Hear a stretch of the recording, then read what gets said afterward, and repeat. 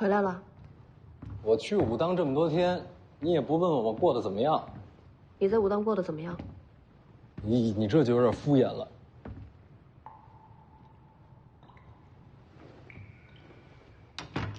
干什么呢？这下面是什么？地基啊。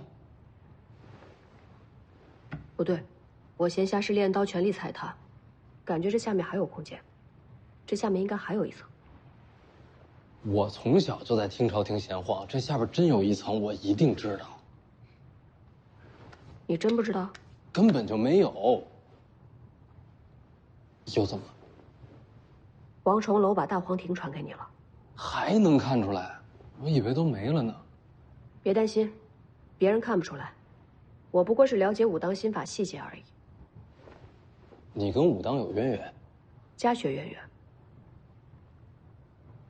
你们家是做什么的？跟你没关系。那你慢慢找，我上楼了。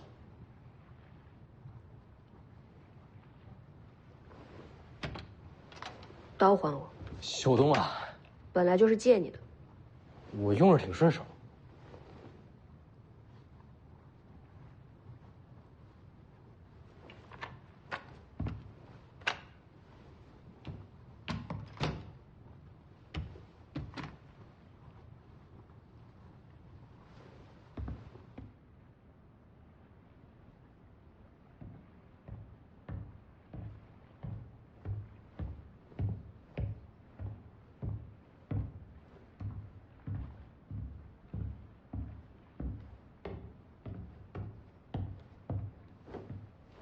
师傅，我回来了。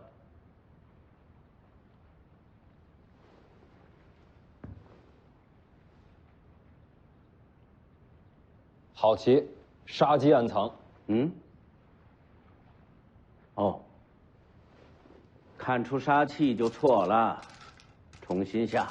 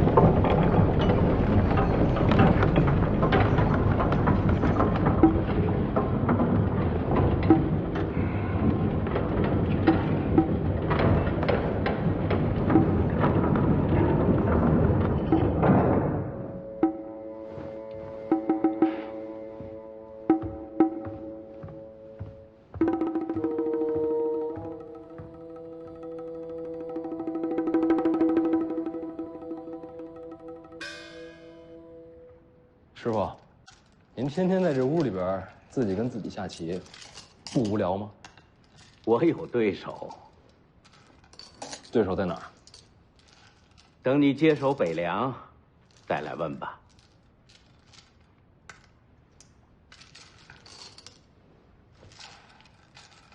我已经答应徐骁了。徐骁让你来听朝廷的？是。那就下去吧，他会给你答案。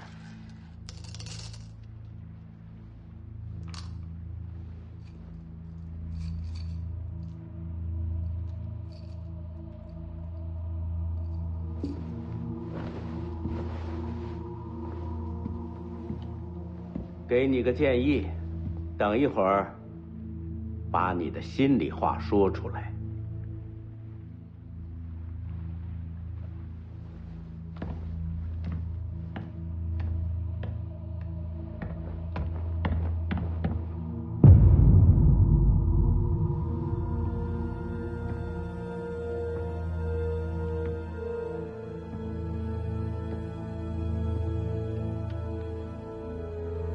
你怎么找着的？门是你父亲打开的。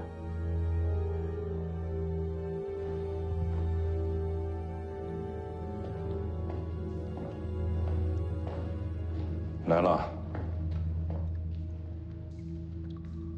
这下边到底藏了什么？居然连我都瞒着。只有你答应了接掌北凉，我才能带你下去。走。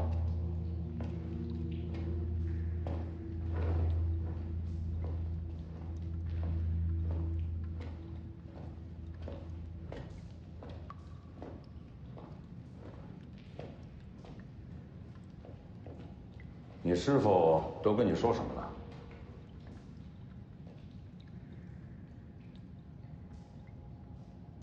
他让我跟你说出心里话，让我告诉你，为什么这么多年我都不愿意接掌北凉。还有，为什么我心里对你一直有怨气。我听着呢。你知道，大姐喜欢的是洪喜相。啊，就那个武当山那小道士，我当然知道了。但你还是把她嫁去了江南。啊，因为这样能换来江南文坛对北凉的支持。是。二姐这次回来只见了我一面，你也没留她。没有。你让她去上阴学宫求学，是为了让天下学子渐渐接受北凉。不错。现在黄马儿也被你送走了，家人一个一个离开，换来大权稳固。强敌鲫鱼，皇室忌惮，要想让北凉存活，总得付出点代价呀。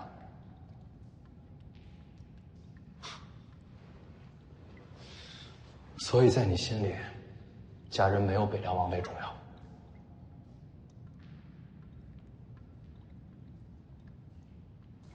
再走一会儿就到了。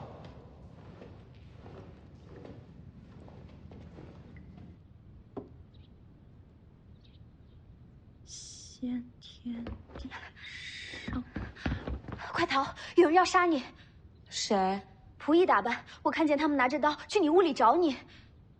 世子的院子，不是什么人都敢闯的。我拦着你，跳窗走。二小姐要想杀你，她是不会让手下代劳的。我知道。人呢，我是替你挡了，刀我也给收了。院里下人怎么会动不动就提刀杀人？二小姐院里的那些下人，以前可都是马匪重犯。这种人为什么会进王府？都是二小姐亲自抓的。二小姐从小就杀气重，出城剿灭的马匪不计其数，不少人都感叹过。可惜了徐渭雄，不是男儿身。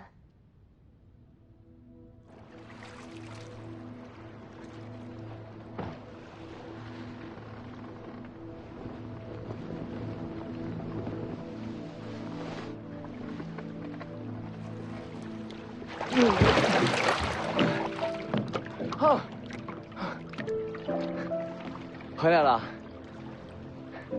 好不容易回家，怎么不多留2天？家里怎么样？谁送你的？怎么我送你的就不要啊？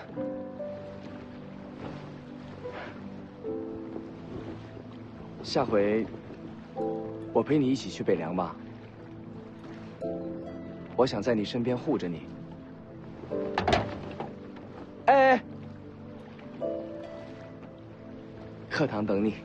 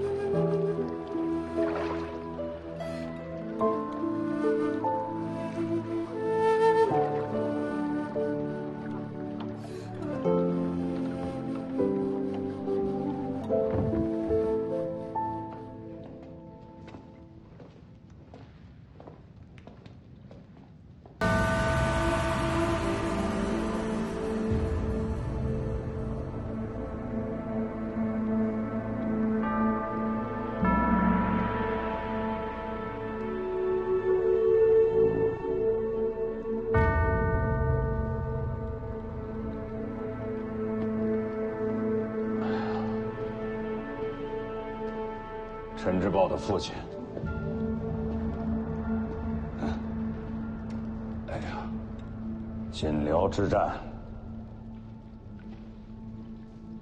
他用命换了我，不然啊，今天这个位置就是他的。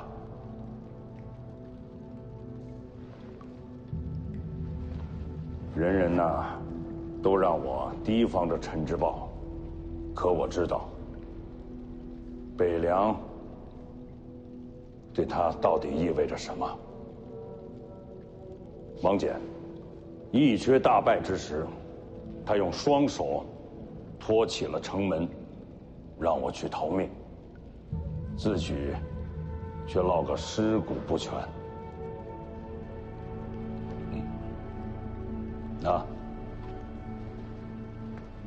西蜀之战，当时啊，离都城不过10里，军师赵长陵病死，就差10里，他就可以亲手为自己的满门家小报仇。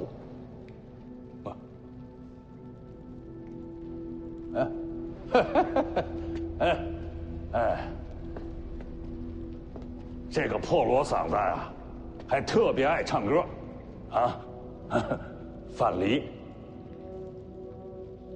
走的实在是太早了。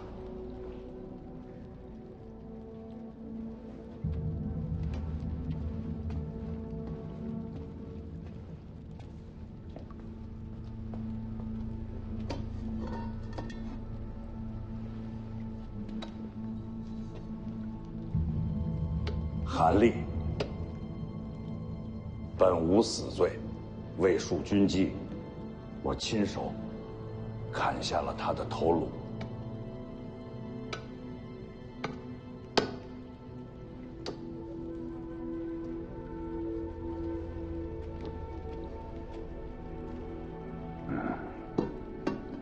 当时600骁骑起家，现如今诸国平定，徐自齐统领3州之地，而当年这600人几乎全都在这儿了。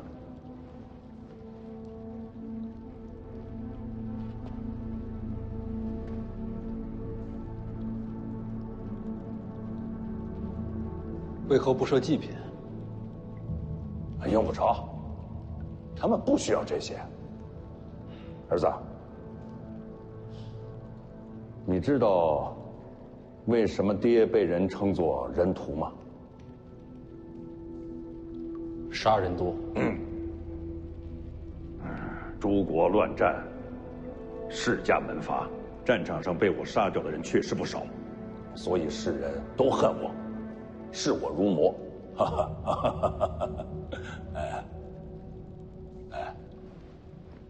当今这个黎阳朝，啊，行科举制，这对天下人来说，不论贫富贵贱，都是个希望。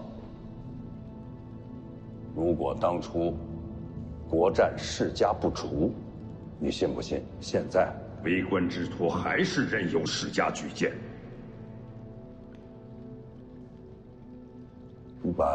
你把天下看成一棵大树，那些世家就是那个粗壮的枝桠，夺走了全部的阳光，剩下的大部分人就只能是树下的杂草，渐渐的枯萎腐烂。所以啊，斩去世家，这世间才有新生。这就是他们的梦想，也是我的。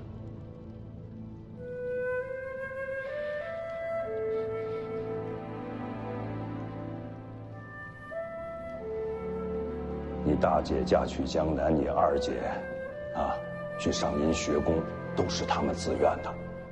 他们宁可牺牲自己的一生，也要为北凉立下根基。是为了这些亡魂？不是，只为你，为我？为你遮风挡雨，让你很顺利的接掌北凉。你想过没有？我徐骁，这么痛恨世家，为什么还想让北凉继续姓徐啊？为什么？朝堂视咱北凉如猛虎，咱大军之中派系横生。如果北凉不再姓徐，这35万铁骑就会引来大乱，死了这么多人，这换回来的天下全毁了。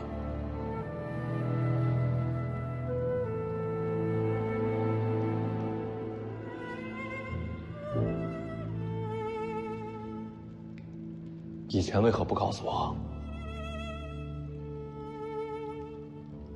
你不自愿的接掌北凉，我就不能带你到这里来，这些话也就不说给你听。我大概明白了，你不是贪恋权位，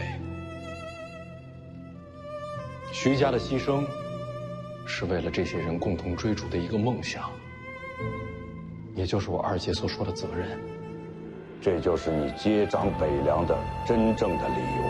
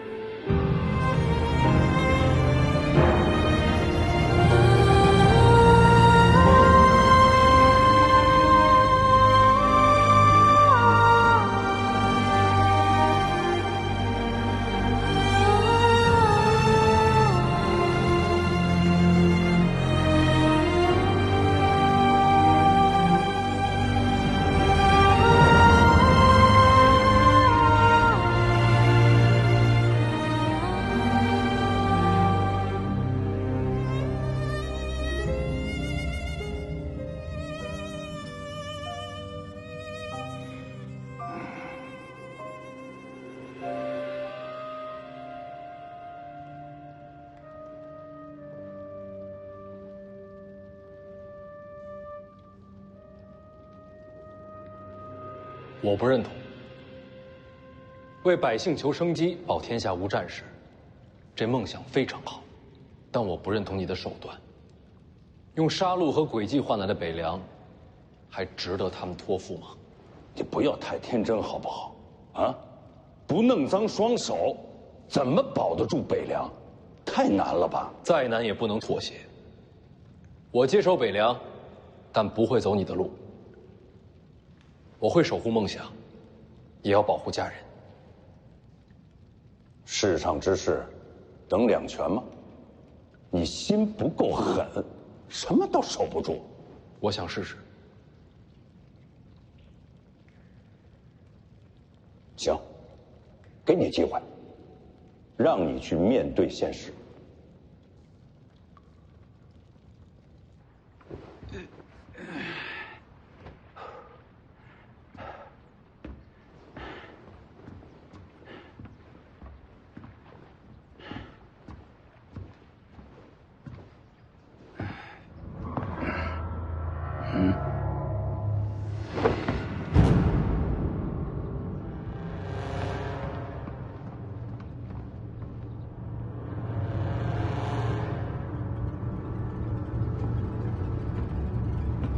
谁把这通道打开的？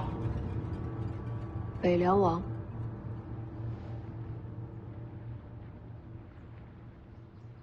哦，啊，那没事了。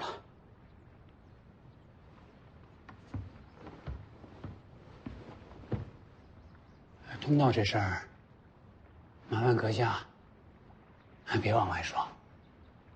知道。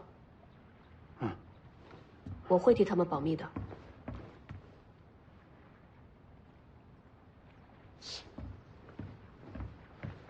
他们，不，还有谁下去了？徐凤年。哦。哦。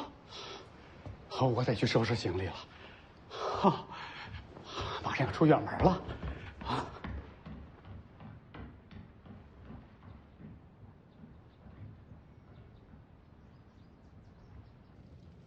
要我离开灵州，去哪儿啊？不是你不是说要去武帝城，帮着老黄把那个剑匣子给取回来吗？大黄庭我只留下6、7成，还斗不过王献之。取个剑匣，用不着跟王献之动手。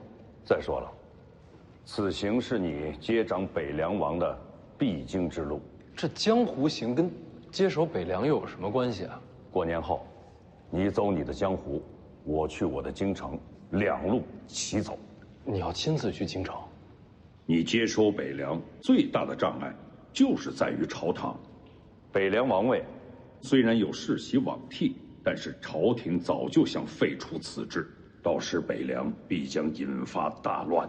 所以帮你博得世袭罔替，我们才能站住先手。那皇室又不是傻子，怎么可能把这名分给我？我会帮你安排好一切的。啊，哦对了，你不是想念自家姐弟吗？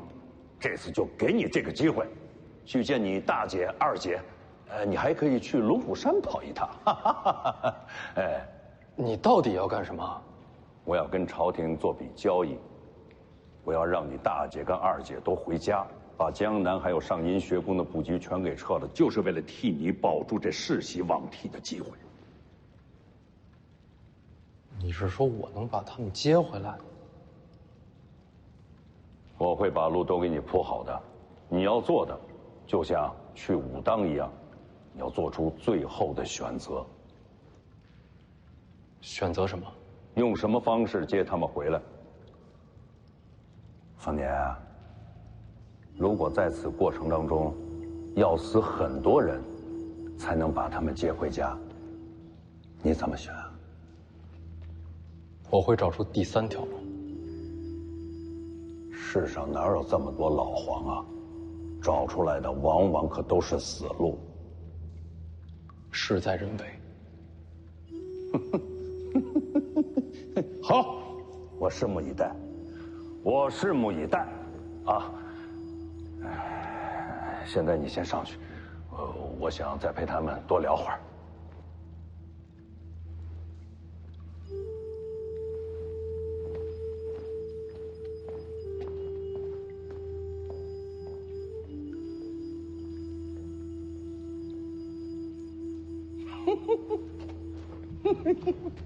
哎，你们都听见了吧？啊！不过你们也说说，啊，有我这样当爹的吗？有吗？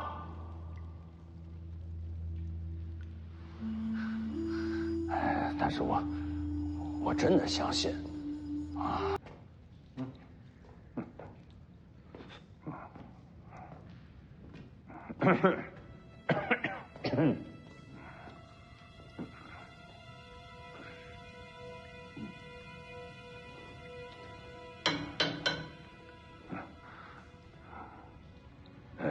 刚才你也一定都听见了啊！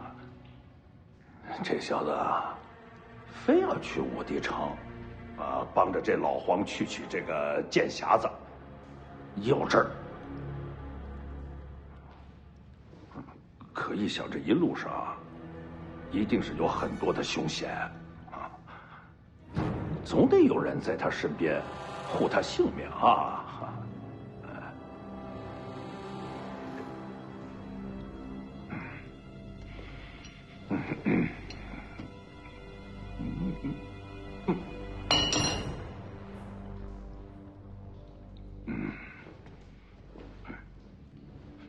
就算这小子安安全全的到达了武帝城，这要碰到了王先知，还真不好说了。听说王先知最近武功有大涨，真了不起。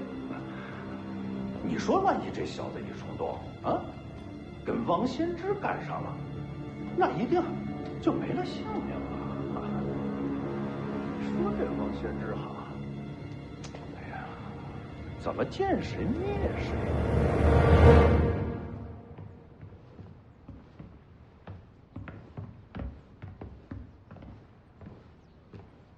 王爷，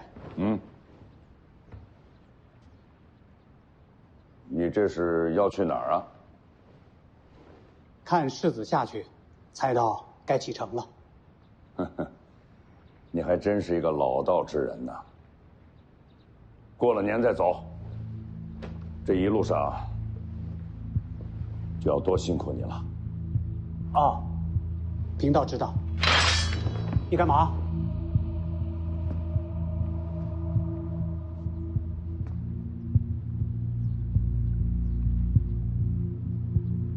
说起来。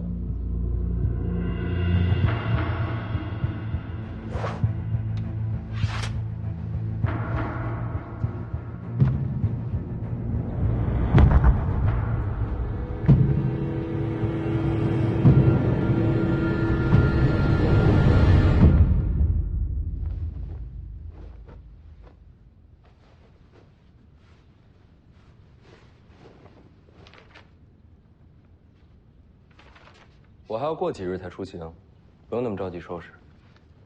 世子出行，细致些才好。还赌不赌？今天不赌了，你骗我！明日陪我访客，算你辛苦钱。多少？先付一半。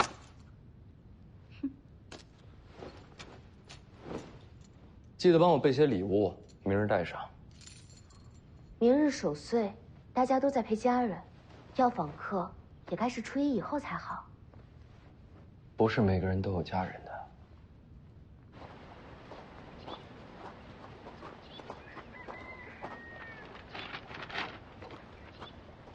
歪了！徐小子，这歪了，帮我弄正了。哎呦，哎呦，哎呀，哎。坐，东西放进去，放桌上就行啊，记得把炉火点上。哦，哎，我不会啊。还是那丫头啊！哎，你们成亲了没有啊？没有，我们两个不是。给你带点杂货，别嫌便宜啊。哎呀，别客气嘛，我不是跟你说了吗？每年节前啊，这衙门都会送好多的节礼来啊。吃不了啊，那就慢慢吃。这衙门里这老哥啊，他也是这么说。老许头啊，听说你跟徐骁跟了很久啊？不能直呼名姓。是，徐将军上主国。那你还记得你当初为什么要跟着他吗？当初啊，就是为了有口饭吃，就想着。天下太平，天下能公平。天下哪有公平？哎，别这么说。今年春闱，不是有个寒门出身中了3甲吗？可那大多数都还是名门子弟嘛。已经够了，就盼着天佑北凉，能一直守住这太平盛世。这盛世，我来替你们守。徐小子，这屠苏酒，你喝过头了吧？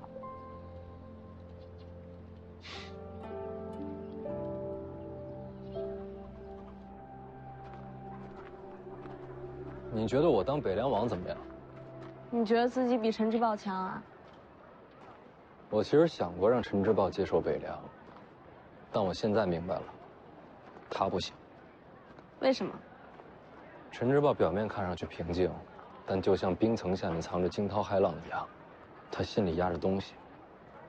若是他接掌北凉，战事必定重燃，老许他们守护的太平盛世就全完了。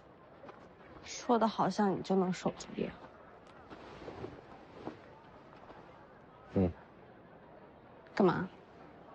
过年啊，给你点礼物。你好歹是个世子，过年就送根绳。贵的东西不适合你。才怪！不要就还给我。干嘛不要？回头卖了，说不定还能赚1文钱呢。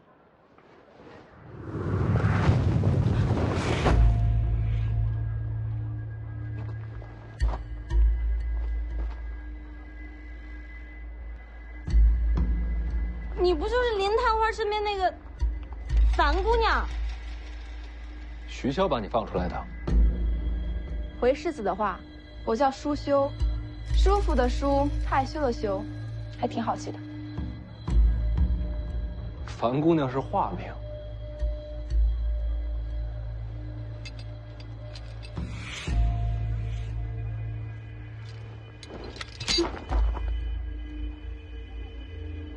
世子好谨慎，放心，没有毒。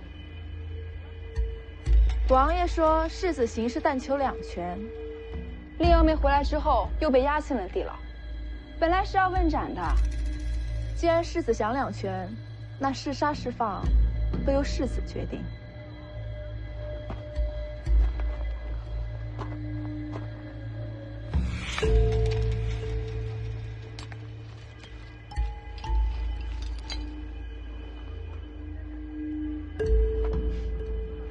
世子可真是小心。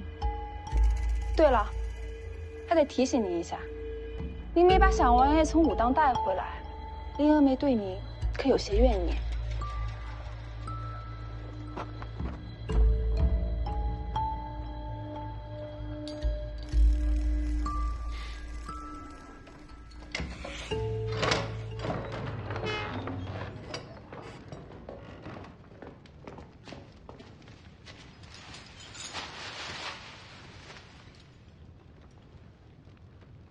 你没把小王爷带回来。黄满儿去龙虎山了。龙虎山？那等于交到皇室的手里了。不管我做了什么，你信我也好，不信也好，都不重要。重要的是，你想不想见到黄满儿？人都被你送到龙虎山了，我还怎么见？我年后除夕，路过龙虎山，可愿同行？好，我会亲自接小王爷回北凉。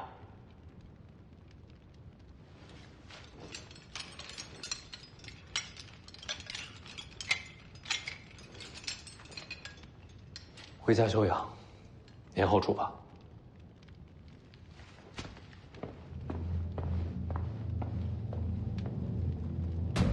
徐骁口口声声说不要忘了600老兵，但是他自己呢，一天天的就想着军中派系斗争，我都替老许头不值。哎呀，瞧！哎，这个老家伙，这耳力见长啊你啊！哎呦，老哥哥，哎呦，终于来了！来了，这不是年下了吗？这衙门呀，害下了点儿这个米粮，我想给你送过来，给你个惊喜。你看，没想到啊，骗得了你的眼睛，躲不过你这双耳朵。刚才啊，我还跟那个徐小子说你呢。你要是早来一会儿啊，你们俩就见着了。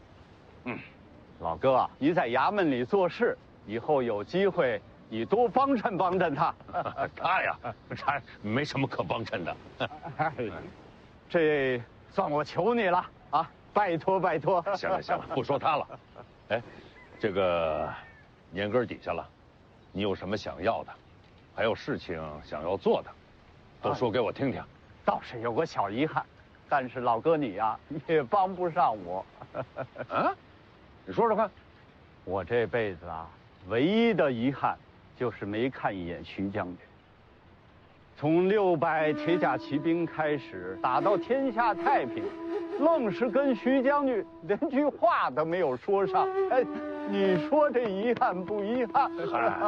现在徐骁啊，已经是一个胡子都白了的老儿了。我不许你叫徐将军的名讳。行，别激动，激动什么？来，坐，先坐下。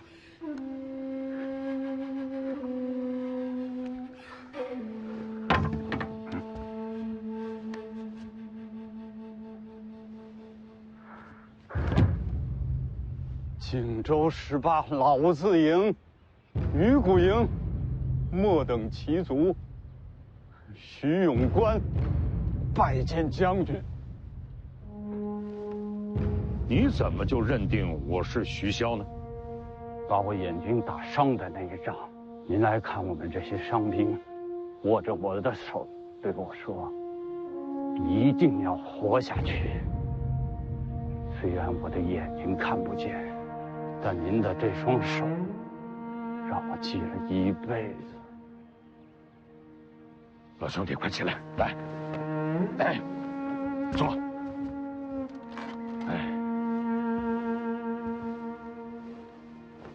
徐将军呀，我斗胆问一句，那个徐小子敢是您的？我儿子，徐凤年。哎呀，恭喜徐将军啊！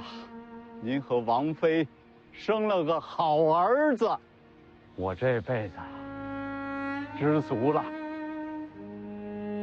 没有一点遗憾。徐将军，我再多问一句，当年那些老兄弟还活下来多少？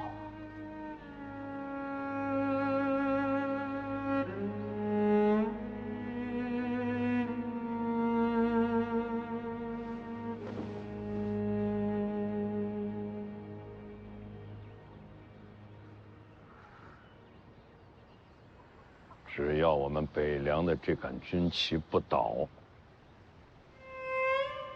他们就都还在。那我跟他们说，北凉有了传承，这面旗永远不倒。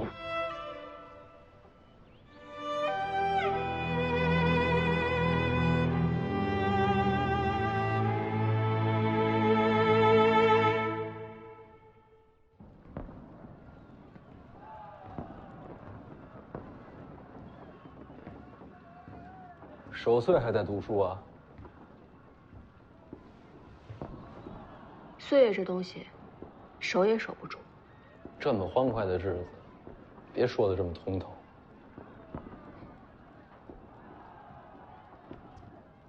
魏爷爷呢2楼睡觉。睡了好，咱俩喝。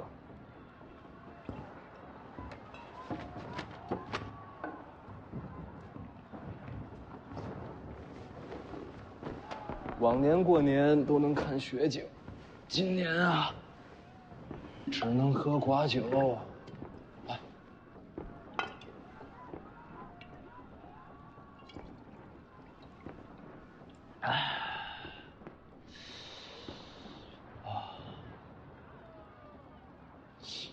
北莽怎么过年啊？有人的地方，都差不多。哼。一样的人，一样的年，偏偏要打你死我活的仗。唉，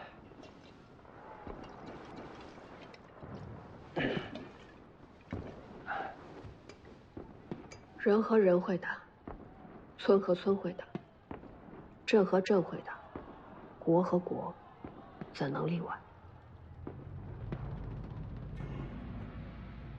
说得好。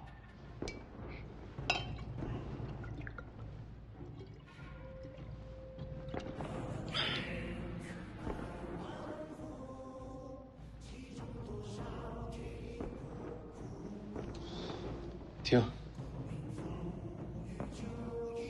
煌煌北凉镇灵歌，我二姐的词，我谱的曲。每到年关，都有30余名乐师，160名舞姬在城内奏乐配舞。你要是这会儿出去，能看见灯火珠百兆。听就好了。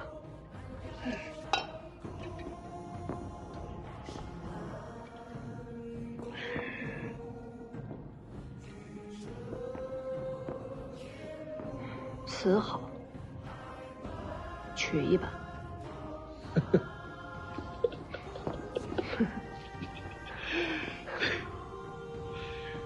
我二姐也这么说，没准你跟她投缘。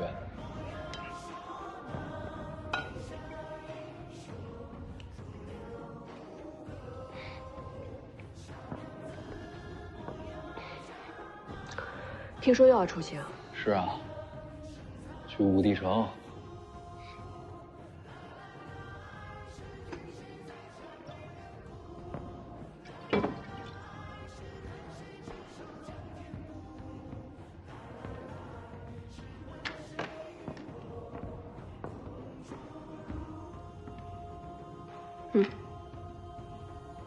还是借的，回来还我。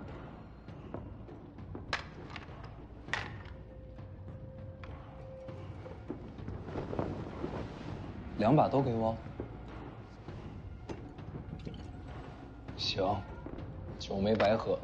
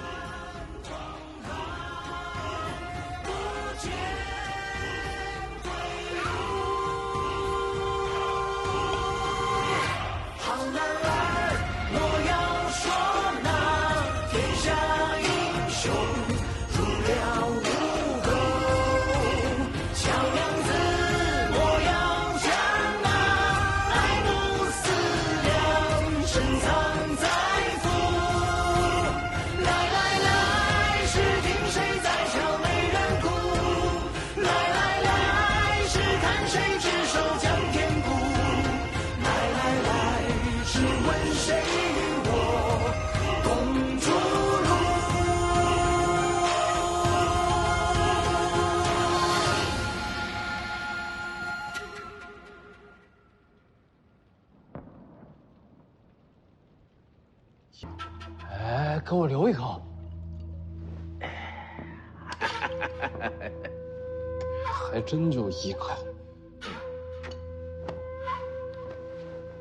我跟你说啊，这些都不是秘籍，秘籍在上边。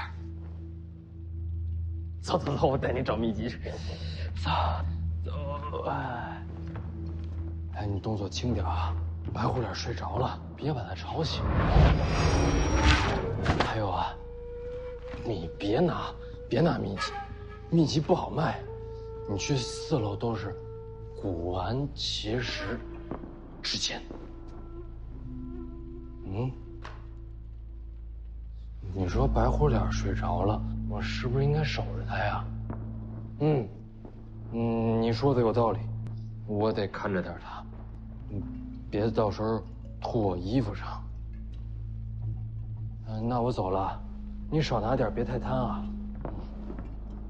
曲骁居然生出你这样的儿子，有点意思。你说什么？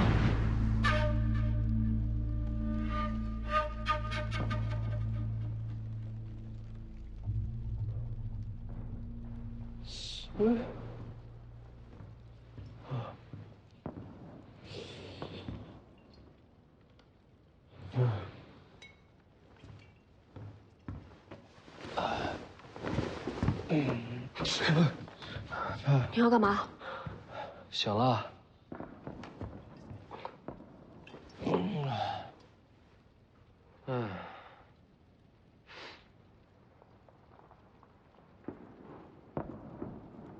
你要是醒了，我回去了。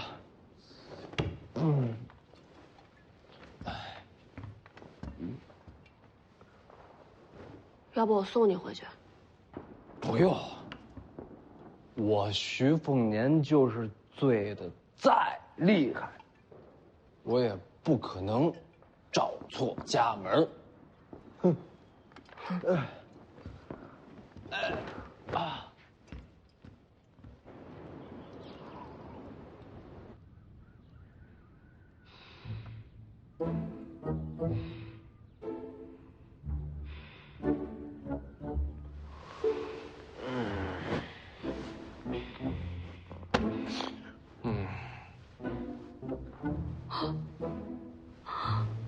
徐凤年，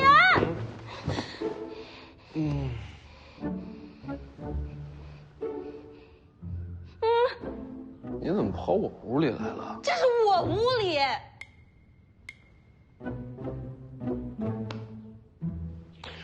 没事，我就是昨天晚上喝多了，走错路了。你别担心，我跟大家解释清楚。什么都别说。啊！千万别说。我告诉大家是我。走了。那你喊这么大声，外边都听见了。不要解释啊！你快点走！穿个鞋。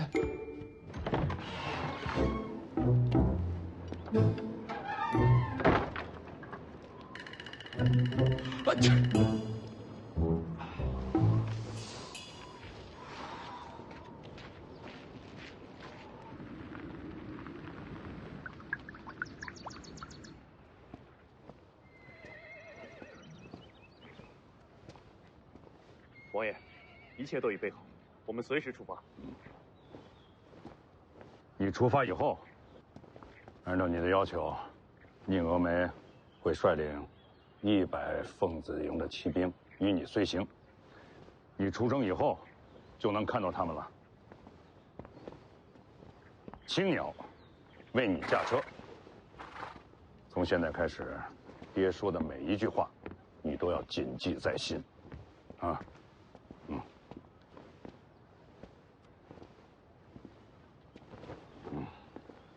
王爷，世子。魏舒阳。王爷，魏舒阳，博学多才，尤其是在武学上的造诣非常了得。以后啊，你要多仰仗他。魏爷辛苦了。世子不辛苦。他叫舒修啊，你是见过的。他呀，熟知江湖上的各种门道，如遇什么特殊情况，你可问他。什么都可以问啊。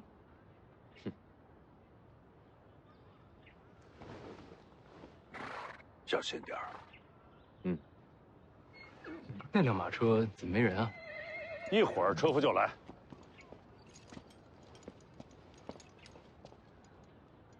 你跟过来干什么？江离去哪儿，我就去哪儿。莫名其妙，江离又不与我同行。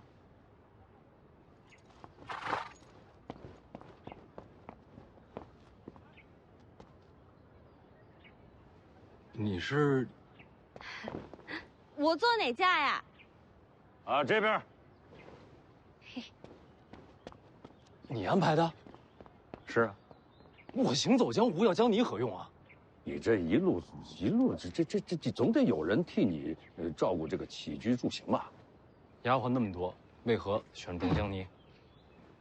你要真把江离留在府上，万一你二姐的那些手下再对他不利，该怎么办呢？就这么一个理由。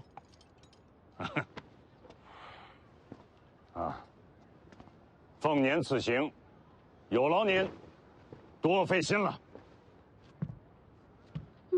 哎，你别抹车上！这人谁呀？这个，哎，鸭仔，哎，听朝廷下的大魔头，啊，哦，对了，有一点你要切记啊，不能给他拿剑。什么剑？什么剑都不能给。木剑呢？木剑也不行，好歹给个名号吧。哎，你的另一位车夫来了，巨剑，吕钱塘。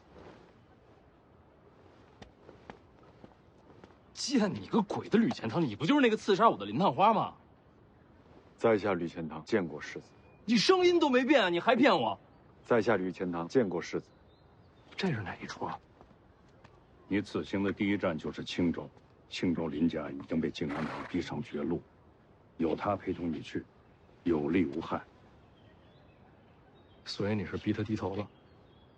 他想救林家，必须得低头。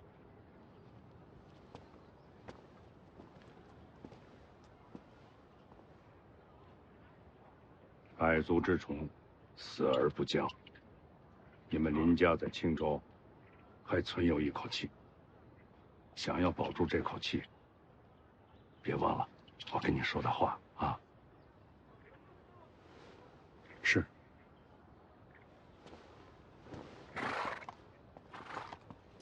到底安排了多少？你放心吧，有那老家伙在啊，就算翻天覆地，也一定能保你周全。这老头到底是谁啊？只要他愿意，自会跟你透露。你走后，我会去往京城。爹在朝堂，你在江回，只有我们父子俩联手，才能保住世系罔替的北凉传承。啊，一路上小心。走吧。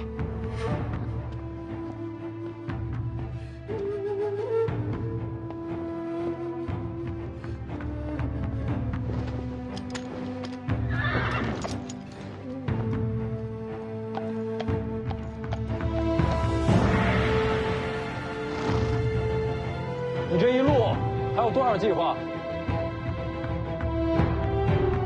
踏路而行，自有前程。出发。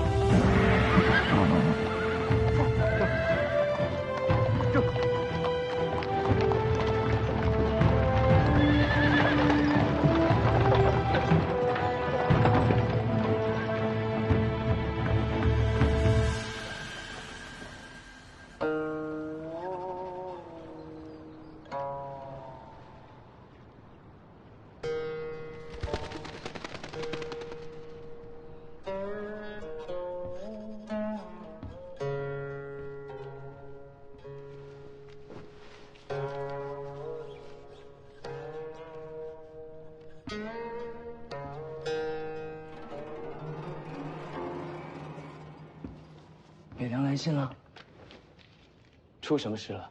与你无关。不能这么说，将来你我会是一家人，你的事就是我的事。红螭，古剑在你手里。滚！男欢女爱，天道使然，这上阴学宫里能配得上你许魏雄的，非我莫属。哎，你还是再考虑考虑吧。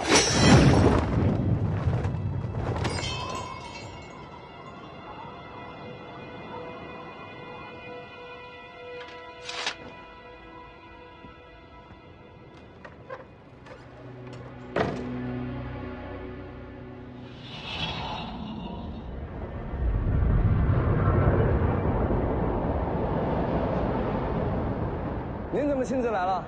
徐凤年要出北凉。哦，他不是刚游历3年了吗？这次不是暗中行事，有迹可循。胆子真不小。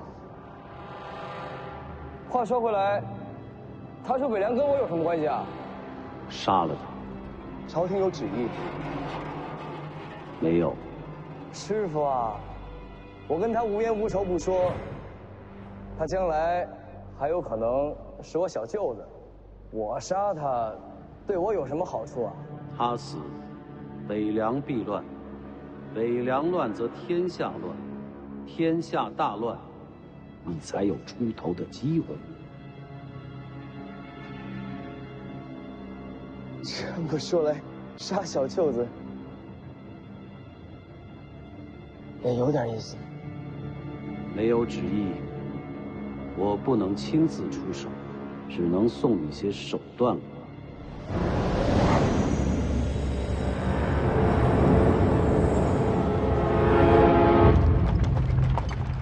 凤子营100名骑兵，就在前方后面。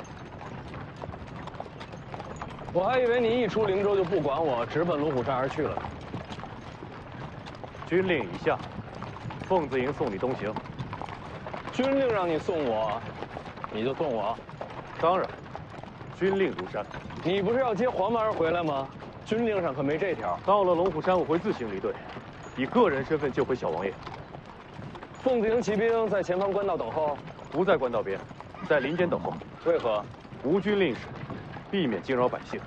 这都不懂吗？那就麻烦宁将军，去把人带来吧。是。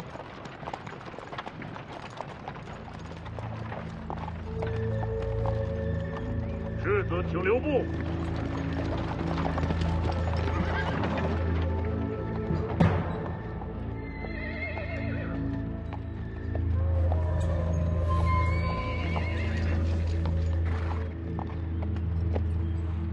重甲铁浮屠，你是典雄处。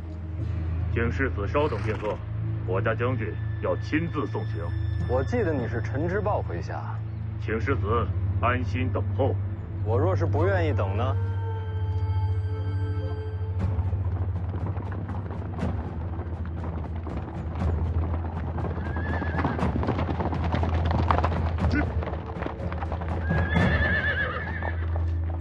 世子出行也不使唤一声，路球愿为马前卒，为世子这边坠镫啊！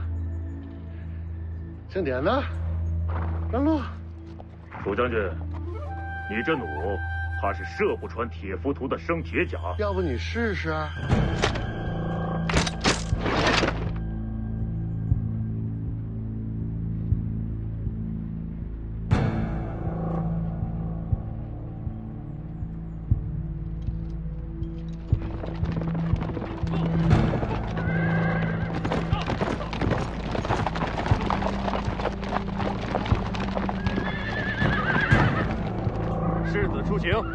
铁浮屠让路，陈将军让世子等一等。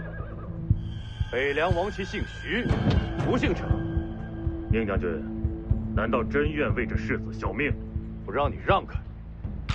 有胆子冲阵看看！都闹够了没有？北凉内讧的罪名谁担得起？我再给你最后一次机会，让开！准备冲阵！瞄着！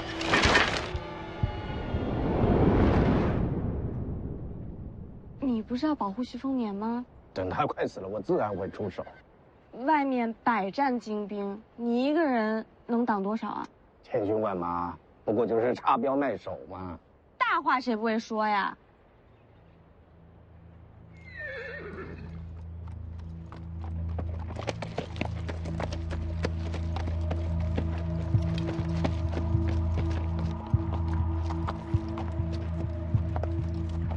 陈之豹，你小心点啊！万一我这有人松了弦，你不知道什么下场啊！我刚出灵州就着急追过来，这么急着想杀我？典雄处，将军，典雄处可护你东西。咱俩关系没这么好吧？为了北凉，你暂时还不能死。为了北凉，要不你先死一死？这没你的事儿，世子的事儿就是我的事。都别争了，我拒绝铁浮屠同行。有宁峨眉的凤子营就够了。他素来厌恶你，若要保护你，恐怕不能尽心竭力。难道你和典雄处还能欣赏我不成？由我下令，典雄处就是死，也会护住你。不需要。你想清楚，离开北凉，并不安全。宁峨眉，在，到龙虎山之前，你能护住我性命吗？只要有军令在，凤子营不死绝，你就不会有事。比起你，我更相信他。铁浮屠归营。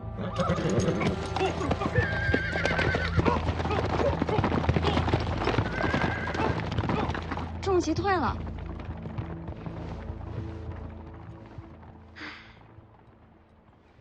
你担心那小子？谁担心他了？我是担心我自己。外面骑兵对冲，徐凤年有你保护，我能怎么办？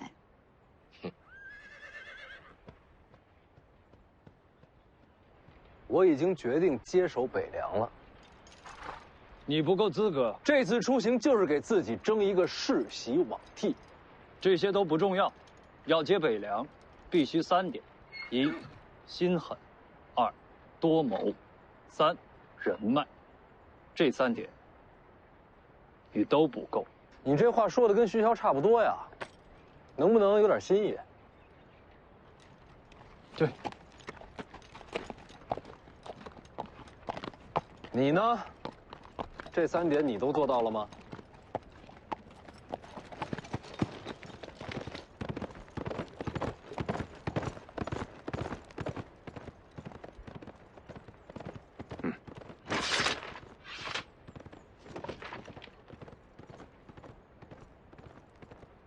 就他一个，要不咱……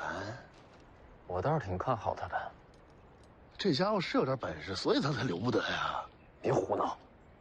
世子，可不该把世袭罔替的事儿给说出来。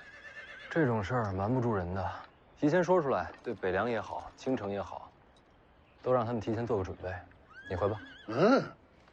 陆球要护着世子出北凉呢。徐骁马上要进京，到时候你护着他。真的？就这么说定了。小的明白，世子一路小心。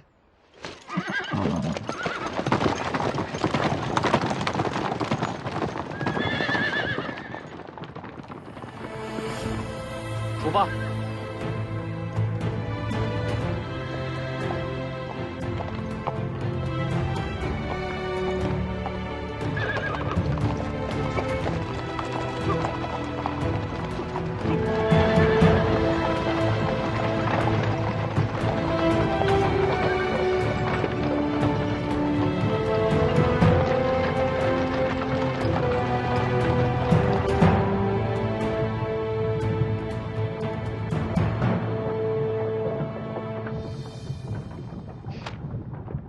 看什么？嘿，小丫头资质不错，想不想跟我学点真本事？不学。为啥不学？当年来求老夫想做我徒弟的笨蛋，可以从北凉排到东海。所以笨蛋才想做你徒弟啊？知道我是谁吗？我管你是谁。这倒是。连我自己都快忘了自己是谁了，又有谁还能记得木马牛啊？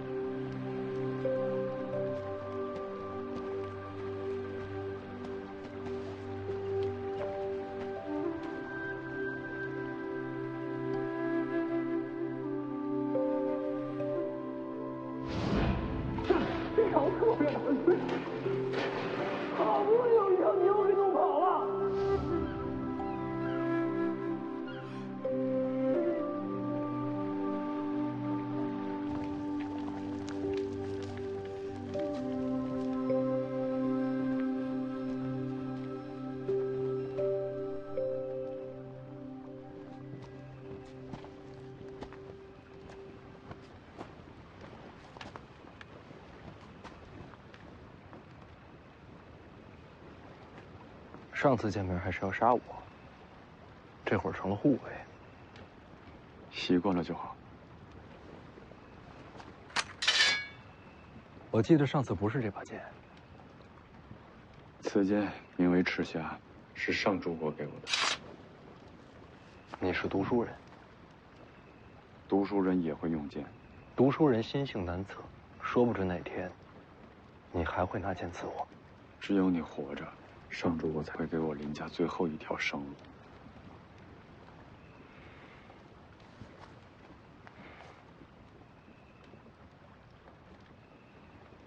林家现在如何了？